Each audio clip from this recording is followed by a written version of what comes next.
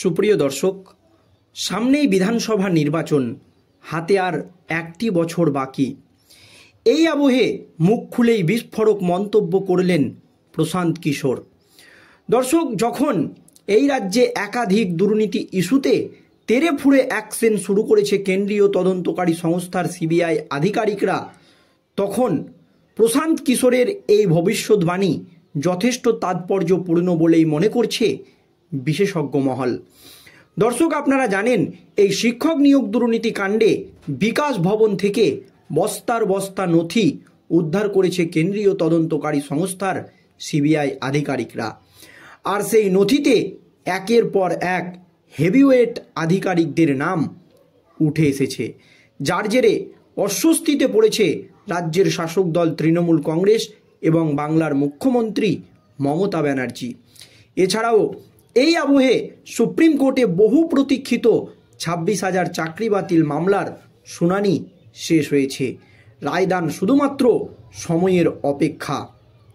আর রায়দানে যদি দেখা যায় যে সুপ্রিম কোর্টে 26,000 চাকরি বাতিল হচ্ছে, তাহলে তৃণমূল কংগ্রেসের লোকসভা নির্বাচন জয় একেবারে খুব কঠিন হয়ে পড়বে বলেই মনে করছিল বিশেষজ্ঞ মহল। আর এবার বোমা ফাটালেন ভোট কৌশলী প্রশান্ত কিশোর। প্রশান্ত কিশোর যা বললেন তাতেই রাজ্য রাজনীতিতে একেবারে নতুন করে শুরু হয়ে গিয়েছে জোর জল্পনা। দর্শক, আপনারা জানেন দিল্লিতে একেবারে ধুয়ে মুছে সাফ হয়ে গিয়েছে আপ। আর এই আবহে দিল্লির প্রসঙ্গ টেনে বাংলা নিয়ে একেবারে বিস্ফোরক মন্তব্য করলেন ভোট কৌশলী প্রশান্ত কিশোর। কি তিনি বলেছেন দর্শক দেখুন। 2025 সালের দিল্লি বিধানসভা নির্বাচনের ফলাফল কেবল আশ্চর্যজনক ছিল, বরং দিল্লির রাজনীতিতেও বড় পরিবর্তন এসেছে। আর এবার দিল্লির সঙ্গে পশ্চিমবঙ্গের উদাহরণ টেনে একের পর এক বোমা ফাটালেন ভোট কৌশলী প্রশান্ত কিশোর। 2015 সালে 67টি আসন জিতে ঐতিহাসিক জয় অর্জনকারী আম আদমি পার্টি এএপি এবার বড় পরাজয়ের মুখোমুখি হয়েছে। অরবিন্দ কেজরিওয়াল এবং মনীষ সিসোদিয়ার মতো বড় নেতারাও তাদের আসন বাঁচাতে পারেনি। সেই একই হাল হতে চলেছে পশ্চিমবঙ্গের, এমনই দাবি প্রশান্ত কিশোরের।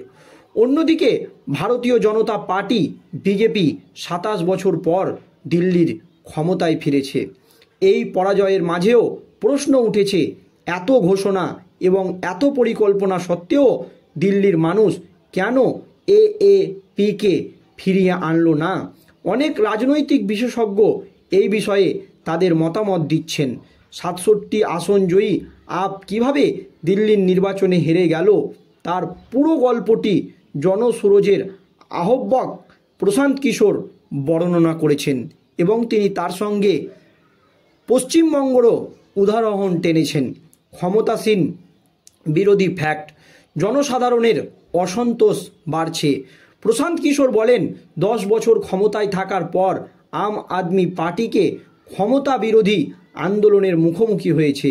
দলটি শিক্ষা ও স্বাস্থ্যক্ষেত্রে বেশ কিছু সংস্কার করেছিল, কিন্তু দিল্লির বায়ুর মান এবং যমুনার দূষিত জল জনসাধারণের ক্ষোভ বাড়িয়ে তোলে। যদিও বাংলার মুখ্যমন্ত্রী মমতা ব্যানার্জি এই রাজ্যে একাধিক প্রকল্পের উদ্বোধন করেছেন, কন্যাশ্রী থেকে রূপশ্রী, কিন্তু শিক্ষক নিয়োগ দুর্নীতি কাণ্ডে রাজ্য সরকারের অবস্থান একেবারে তলানিতে এসে ঠেকেছে। তাই এই দিল্লির মতো একই ঘটনা ঘটতে পারে বাংলাতেও, এমনই মত প্রশান্ত কিশোরের।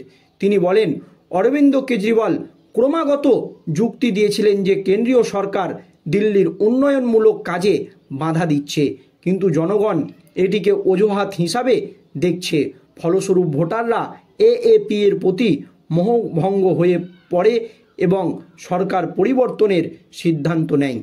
তেমনিভাবে বাংলায় মুখ্যমন্ত্রী মমতা ব্যানার্জি একাধিক প্রকল্পের নামে বারবার দাবি করছে যে কেন্দ্রীয় সরকার তাদের 100 দিনের প্রকল্পের টাকা দিচ্ছে না, আবাসের টাকা দিচ্ছে না। অপরপক্ষে কেন্দ্রীয় সরকারের দাবি যে এই সমস্ত প্রকল্পের টাকা যখন আগে কেন্দ্রীয় সরকার দিয়েছিল এই প্রকল্পের টাকা নিয়ে বাংলায় ব্যাপক দুর্নীতি হয়েছে, সেই টাকার হিসেব দিচ্ছে না রাজ্য। সেই জন্যই কেন্দ্রের নরেন্দ্র মোদী সরকার সেই টাকা আটকে রেখেছে। দর্শক, এতে করে অস্বস্তিতে পড়তে পারে রাজ্যের শাসক দল তৃণমূল কংগ্রেস। এছাড়াও মদ কেলেঙ্কারি দলের ভাবমূর্তির ওপর গভীর প্রভাব ফেলেছে। প্রশান্ত কিশোরের মতো দিল্লি নির্বাচনে আম আদমি পার্টির পরাজয় একটি বড় কারণ ছিল অরবিন্দ কেজরিওয়ালের মদ কেলেঙ্কারিতে ধরা পড়া এবং তারপর জেলে যাওয়া এবং পদত্যাগ করা। এর ফলে দলের সৎ ভাবমূর্তির ওপর মারাত্মক আঘাত লাগে এবং ভোটাররা এএপি থেকে দূরে সরে যেতে শুরু করে। এছাড়াও শিলমোহর বিতর্ক কেজরিওয়ালের ভাবমূর্তি অন্য ক্ষতিকর প্রমাণিত হয়েছে।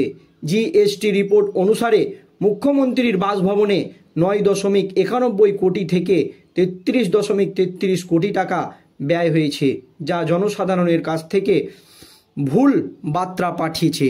আর এই আবহে বাংলায় আরজি করের মতো একাধিক দুর্নীতি ধরা পড়েছে। গোটা রাজ্য রাজনীতিতে একেবারে তোলপাড় পড়ে গিয়েছে। রাজ্যের শিক্ষা ব্যবস্থার, চিকিৎসা ব্যবস্থার বেহাল দশা সামনে এসেছে। এতে করে এর যথেষ্ট প্রভাব 2026 বিধানসভা নির্বাচনে পড়তে পারে বলে মত প্রশান্ত কিশোরের। এছাড়াও জলধাত্য এবং খারাপ রাস্তাঘাটের সমস্যা, দিল্লিতে জলাবদ্ধতা এবং খারাপ রাস্তাঘাটের সমস্যাও এএপি সরকারের শাসন ব্যবস্থা নিয়ে প্রশ্ন তুলেছে। মানুষ অনুভব করেছিল যে দল তৃণমূল পর্যায়ে কাজ করতে ব্যর্থ হয়েছে। দিল্লির রাস্তাঘাটের খারাপ অবস্থা এবং যানজট জনসাধারণকে ক্ষুব্ধ করেছিল, যার কারণে তারা বিজেপিকে সুযোগ দেওয়ার সিদ্ধান্ত নিয়েছে। জনসমর্থন দুর্বল হয়ে পড়েছে। এএপি এর ভোটের ভাগ প্রায় 8.9% কমে যায়, যার ফলে বেশ কয়েকটি আসনে তাদের ব্যাপক ক্ষতি হয়। এর থেকে বোঝা যায় যে দলের জনসমর্থনের ভিত্তি ভেঙে পড়েছে। অন্যদিকে বিজেপির ভোটের ভাগ বেড়েছে, যা দলটির নতুন ভোটারদের আকর্ষণের প্রমাণ।